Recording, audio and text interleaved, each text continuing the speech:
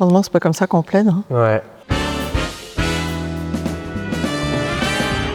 Depuis le 1er janvier 2025, engager une procédure devant un tribunal de commerce, devenu tribunal des activités économiques, peut être, pour certaines entreprises, très onéreux. Ces tribunaux sont au nombre de 12 et cette expérimentation va durer 4 ans. La contribution pour la justice économique s'applique à toute procédure, qu'il s'agisse d'une procédure au fond ou en référé, dès lors que 3 conditions cumulatives sont réunies. La première, c'est que la demande soit supérieure à 50 000 €. La deuxième, c'est que le demandeur, personne morale, ait plus de 250 salariés. Et la troisième, c'est que ce même demandeur justifie d'un chiffre d'affaires moyen au cours des 3 dernières années de plus de 50 millions d'euros. Le montant de cette contribution oscillera entre 3% et 5% selon les cas du montant de la demande initiale, dans la limite de 100 000 €. Devra être versé par le demandeur dès l'introduction de l'instance et au plus tard au jour de la première audience, à peine d'irrecevabilité de sa demande qui pourra être relevée soit par l'adversaire, soit même d'office par le tribunal. La charge finale de cette contribution est censée être supportée par la partie qui va perdre le procès, c'est-à-dire la partie qui va être condamnée. Mais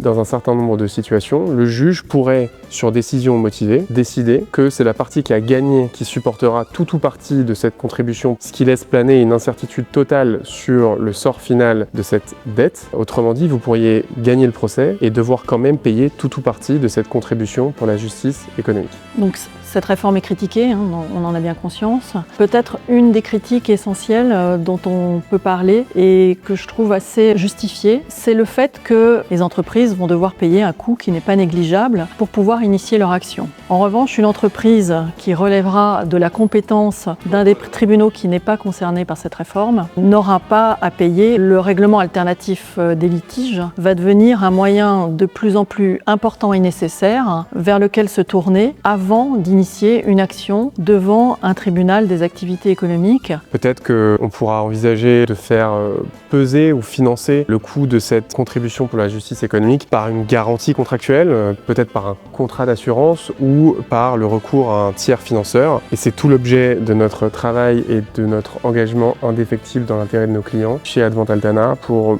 mettre à jour leurs contrats et les assister dans le cadre de procédures judiciaires, notamment dans le cadre de ces nouveaux contentieux économiques. En synthèse, c'est un tournant qui a été assez silencieux. Pour autant, il est majeur pour les contentieux économiques. Et enfin, il risque d'être assez onéreux pour beaucoup d'entreprises.